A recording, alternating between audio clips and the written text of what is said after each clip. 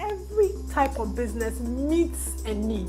Don't sit in your room and dream up the business idea, because it's not a room that is going to buy it. It's the people out there, the businesses and the human beings out there that are going to buy it. Be very, very clear who your demographic is.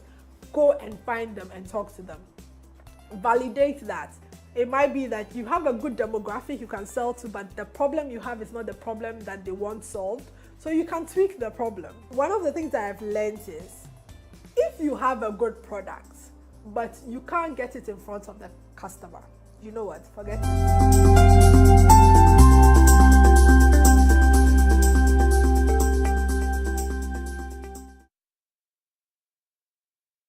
Hello and welcome to the Ethel Cofie Startup School. My name is Ethel Cofie. If you're a first-time person joining us today, well, you're welcome. If you've joined us previously in the other weeks, you're also welcome. So for those who are first-timers, let me tell you a little bit about what Ethel Cofie Startup School is not. Then I'll tell you a little bit about what it is. So the Ethel Cofie Startup School is not, let's say, a motivational program or a can-do attitude program on entrepreneurship, pushing everybody to become an entrepreneur. That's not what we're about. It's a practical show on the steps that you need to take as someone who's wanting to start a business or has already started a business. So come along with us today.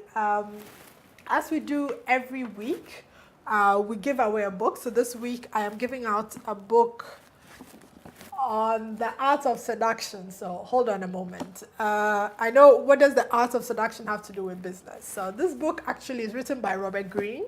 So he's the same man that wrote the 24 Laws of Power. If you've read it, it's a really powerful book on sort of just managing people.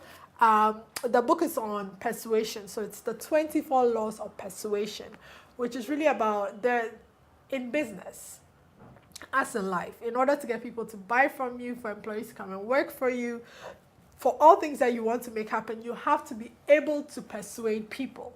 So this is a really good book. I will ask a question at the end of the program. If you've gone with us through to the end of the program, I'll ask questions through the end of the program, and then you can win this book and pick it up at the Pulse offices. So the art of seduction, 24 laws of persuasion. I'm going to ask you to take a moment. If there's anybody that you believe or think could benefit a lot from listening to what I have to say on the Ethel Cofie Startup School about starting, running, scaling a business, take a moment to either comment and share, comment in the video, just comment in the Facebook Live, or share in your timeline so that they can join us and be part of it. So don't hog all this goodness for yourself. So last week, we talked about validating your business. Now, why do we need to validate our business? I'll tell you a little bit my story, if you haven't heard it already. I left a really nice job in the UK in a consulting role in the UK. I moved back to Ghana thinking I was going to start an IT consulting company, and I didn't validate all my ideas or the problem space. I didn't validate them at all. And guess what happened? I came to Ghana, started the business, and failed. Lost all my savings. So it's important that you validate your business so that at least you can test out your concepts without having to put so much money into it or wasting money. So it's a way for you not to throw away money, but to start in a small way to validate your business. So last week, what did we talk about? Last week, we talked about validating the problem. So every business solves a problem. Even if it's an app, a game app on your phone, it's solving the problem of boredom. Whatever it is, it's solving, you are creating value for somebody else by solving their problem. Even Facebook, right? It solves the problem of connecting people, staying in touch with people, showing off your lifestyle to people. It solves a problem. It solves a need, a human need. So we talked about the questions on validating that. We also talked about validating your target market or your customer. So that's very important, because you could have a problem you want to solve, but you could be reaching out to the wrong target market, right? So you could, for instance, be selling a high-end luxury car, but if your target market is people that have just left school, they don't have enough money. So there is no way you can reach that level. There's no way you can do well by so you've got to validate who actually has this need and who wants it, and who for whom. I don't know whether that's correct English, but who, when they see your product or they see your problem, they instantly get it and they instantly understand it. That's validating your customer. And then last week we also talked about validating your distribution, because I firmly believe that you can create the best product, but the distribution wins. Let's look, for example, at Bill Gates. So if you look at Microsoft and Microsoft Windows operating system, there are some systems, and I know I will be killed for this, but there's some, like for Linux, for instance, which is a better operating system. But because Microsoft has better distribution, it comes bundled in with your computer. Because it comes bundled in with your computer, you accept and you use it. So it's spread across the world and it's widely used because they've figured out the distribution. So there are many ways you can distribute your business. It's distributing over the internet. Can you bundle it with another product? Can you sell it directly? Can you sell it with an agent? There are different ways in which you can reach the customer. The question you have to ask is, the customers that I want to reach out to or I want to sell to, how do they want to be reached? So validating your distribution channel. So we'll come to this week. This week we are discussing 3 things. So validating your market. So validating your market size. So market size validation. Validating your solution or your product, depending on whether it's a service business or you're actually manufacturing something. And then validating your pricing, because it's really important that if you have a good product and you're selling it above what the target market is willing to pay for it, then, I mean, you're not going to make any sales. So let's start with market size validation. How big is your market? Now, if you are selling, say, an article that's $10, and only 10 people in the world want it, it means that, unless it's recurring, even that, it means that it's only 100 people, $100 that you're going to make in sales. And I don't think $100 is going to do anything for you. It's going to pay your rent or take care of your business expenses. Therefore, some people, having only 10 customers is fine because of the pricing value, right? So Tony Robbins has a handful of professionals, the top businessmen, professionals, and celebrities he works with. But they pay him $1 million. If you don't know Tony Robbins is a business coach. He doesn't like to be called a motivational speaker, but he's a business coach and he coaches the world's best and brightest. And those 10 people are willing to pay him $1 million a year to talk to them 10 minutes on the phone every 10 days and to actually have a face-to-face, I think, every quarter. So for somebody like Tony Robbins, because of the pricing that's high, his market size is fine even if it's 10, 20, 30 people. Right. Now, if your product is different, then you know. So there are different ways for you to go and validate your business. If you're selling to students, maybe you could talk to the educational service and ask about the number of students that are in school right now. If you're selling to businesses, let's say I specifically tend to sell to CEOs and to businesses that make a certain revenue level. So if I say my revenue level is, I'm selling to businesses that make revenue levels of $1 million and above, I've got to go to maybe the business commerce or the general, the registrar generals, or even to the tax office to give me a bit of an idea. Maybe there are 100 companies in Africa that make that much. And so I know this is my market size. So you've got to go out there and actually find out, depending on what your target market is, find out the number and then juxtapose it up against your target market. So this thing where a lot of entrepreneurs say, I sell to everybody. That's not true. You don't sell to everybody.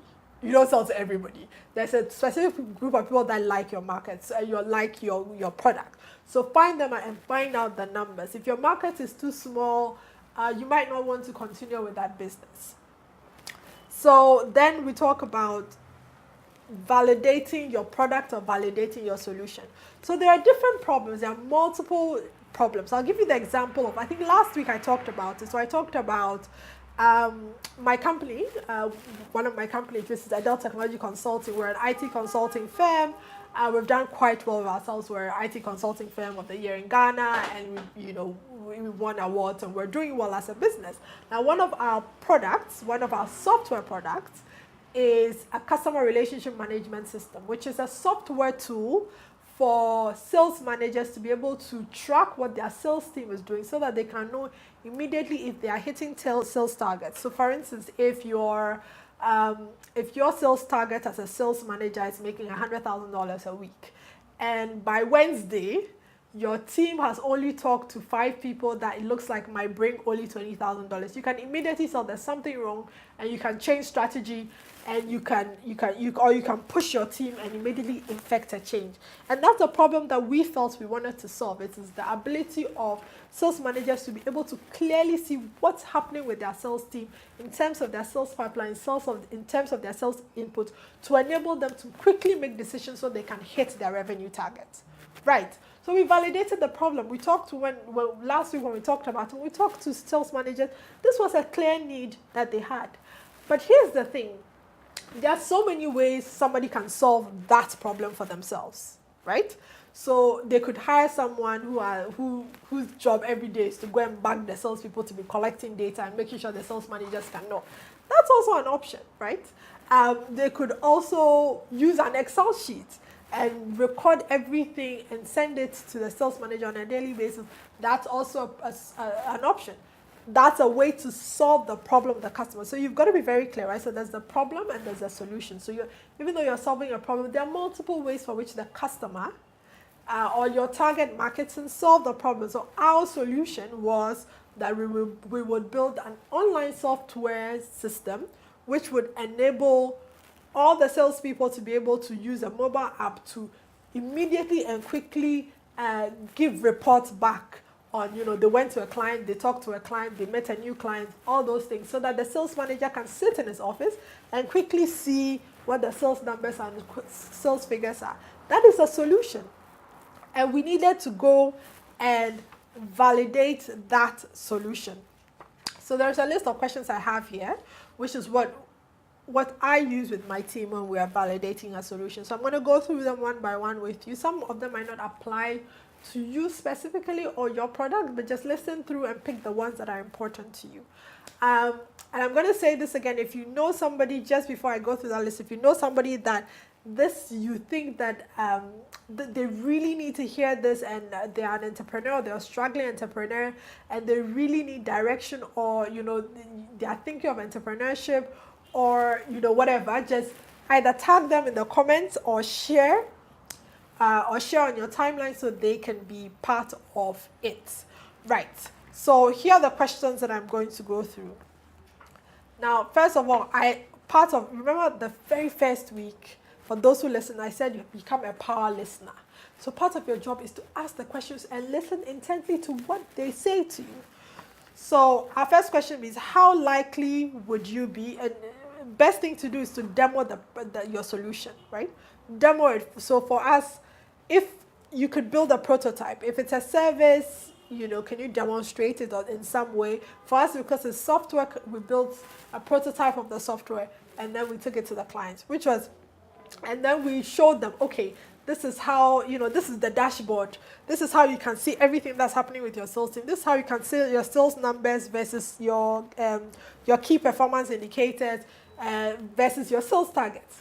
These are the things when you open the dashboard, this is how your salesperson can add a new customer they've talked to. This is how you demo all that to them. And then when you finish, you ask, are you likely to tell a friend or family about this product? Now, people can lie to you, but this is why you should try and be in front of them and see what their reaction is. Listen and ask them, be very direct. Are you likely to share it with others? If people don't find something compelling, they're not likely to share it. So it's a good indicator if they say, oh, I'm not willing to share. The next question is, would you yourself ever use this product? Direct question, very direct question. You've demoed it, they've seen it. Would you use it? If you live in Ghana like I do, some Ghanaians are very diplomatic, and so sometimes you'll hear, "Oh, it's nice, it's interesting." You've got to keep asking till you really get what their intentions are. Ask directly, "Would you use this product?" And then, if they say yes, because human beings sometimes lie, your next question should be, "Would you be willing to start using it right away?" Right? So that they've said, oh yes, they've made a bit of a commitment. Okay, so I've shown them your prototype of this customer relationship management sales system. Can we install it for you right now? Can I install it for you right now? Would you start using it right now? And then you'll see if the person is not convinced about your solution, you'll hear an excuse. Oh, we have to set up, I have to. This is an indication, lets you know right there that you might have a problem with your product and how they feel your product.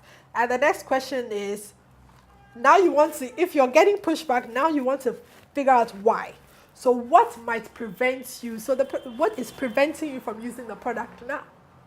And people will say, sometimes they'll say, we don't have the budget. Sometimes, oh, I'm busy. Sometimes perception. Keep asking questions until you get to the root cause of it, right? Sometimes you keep, oh, are you sure? And what if it was within your budget, right? Then they'll say, oh, I don't know, I have to get approval. Then you say, well, if it's within your budget and your boss approved, would you start using it right now? You've got to get to the point, and they'll say, I don't know, I'm not comfortable with how the dashboard is. I don't think I want to use it. You'll get to the reason why they don't want to use it. You have to keep asking. I'm a proponent of asking questions. Keep asking till you really get the understanding and the learning. Now, yeah, like I said, the potential hurdles may be budget, time, perception of product value, right? So you might have a valuable product, but if the person doesn't perceive it as a valuable product, that's also a thing for you. They can competing products. Somebody else has shown them something, and maybe that thing has a feature that yours doesn't have, right? Drill down and get the answer. The next question is, here's a very interesting one, which is, which I love asking, but a lot of people don't do it well. So would you pay $10 for this product, or would you pay $20 for this product? It's a very direct question. Now it disarms people. Now what you should do is, if you planned in your head, and it's, I suppose I've started talking about the pricing model, but if you planned in your head that you're going to sell it for, let's say, like our CRM, like our customer relationship managers, who sold $10,000 per year as license, and so I said, would you buy it for $15,000? Because if you start low and you go high, human beings are very odd. They'd rather, if you start from 10 and you go like, it's expensive, but if you start from 15 and come to 10, again, tricks of the trade, then people feel like they've gotten a bit of a bargain. So would you pay $15,000 for an annual license for the system? So, you might get a sales manager goes, I mean, if I don't hit my targets, I lose my bonus, which is 10% of my pay, which is maybe $25,000. So yes, it's worth it for me. You get it? So you've got to figure out, maybe if they say it's worth it, I believe on selling on value versus this thing. So if they get it immediately at 15,000, you're blessed. You can go sell it at that price. If not, you keep, okay, would you spend 14,000? Would you spend 10,000? Would you spend 5,000? So you get to a number that makes the person comfortable. Again, part of the business validation, you have to understand, part of validating your business is to learn and to figure out, about your target market, about your problem, and to figure out who are the people that immediately get your product, right? So if I tell the story back about the Dell Technology Consulting's customer relationship management system, we started out by selling it to CEOs, and most CEOs thought, oh, it was interesting, but they didn't really feel it was a big need. When we started talking to sales managers for who, their bread and butter, because a lot of sales managers, their remuneration, they've got a flat sort of fee, and then they get paid when they hit their sales targets, right? And for them, they immediately got it, because they're like, they see that if something can help me meet my sales targets, so most sales will get like a small flat sort of monthly pay, and then everything they get is a percentage of the sales they make and their sales team makes. So immediately they see something that can help them sell better, they understand it and they get it.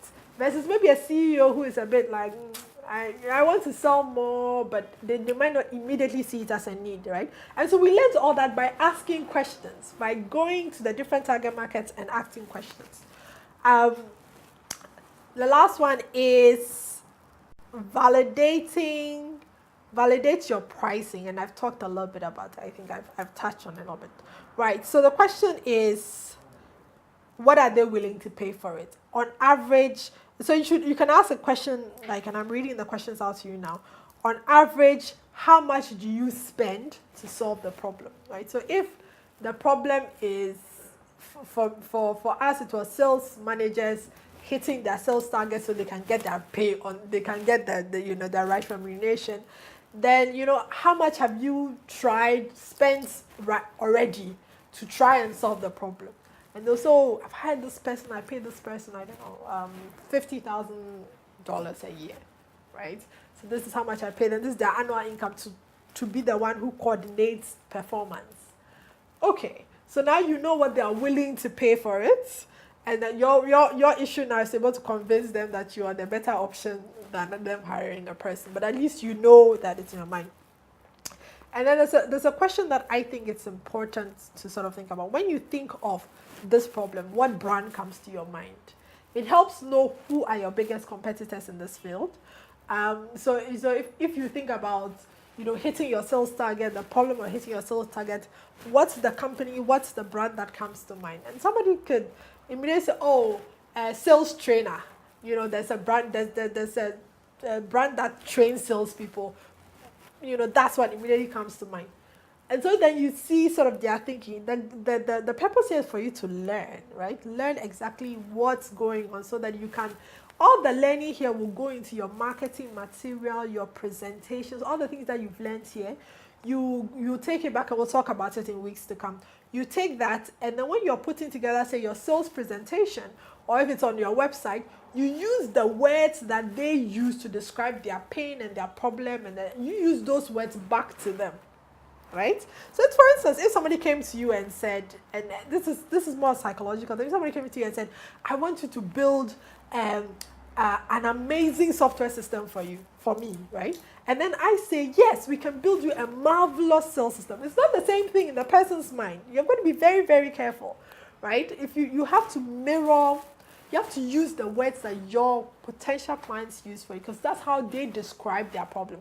So they feel like you understand what their problem is. We'll talk about marketing and all that later. So I'm going back to the book. A very controversial book for today. Very controversial book, The Art of Seduction. So let's say maybe how to seduce your business people. Don't mind me. It's 24 Laws of Persuasion. It talks about how to be persuasive. So in all this, you have to sell. If you're not selling, it's a hobby. It's not a business. If you can't sell, then, I don't know. If your business can't sell, I don't know that we should call it a business. So 24 Laws of Persuasion. I will ask a question at the end of the day. And remember you answer. The first person that answers it, the fastest fingers, will win. And then I think we'll look at some questions from the crowd at the end of the day. The last thing I wanted to add to it, I think next week I'm going to do a bit more. I think there's one or two things more on validation, and we'll figure it out. I'll let you know.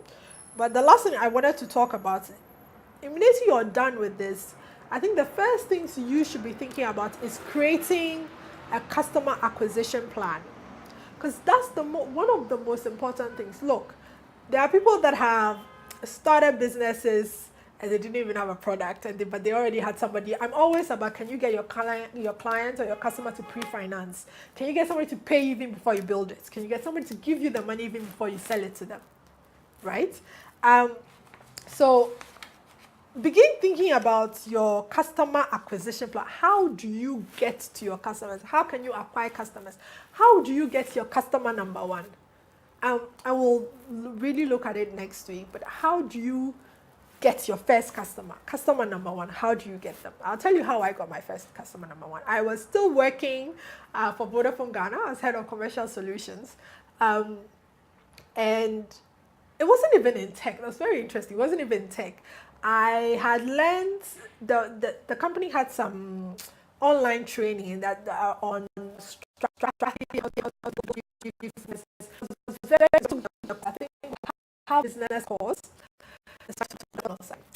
I want to test out, all the things I've learned, I want to test it out. So I called a few friends that had businesses at the time. And I said, oh, I've gone through this Harvard course on business strategy, and I can really help you plan your business and put together business strategy. I had no practical experience. And they're like, oh, and I was like, no, I can come and demonstrate for you, but maybe your next sort of strategy meeting, just invite me.